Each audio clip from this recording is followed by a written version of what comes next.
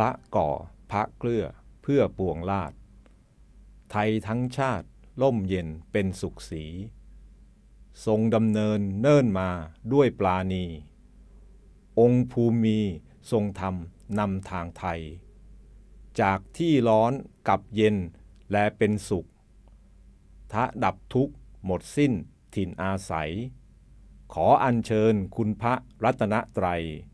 ถวายพระพรชัยทรงพระเจริญด้วยเกล้าด้วยกระหม่อมขอเดชะข้าพระพุทธเจ้านายปริญญากำแหงพาณิชย์จังหวัดศรีสะเกษพร้อมด้วยข้าราชการเจ้าหน้าที่สำนักงานพาณิชย์จังหวัดศรีสะเกษ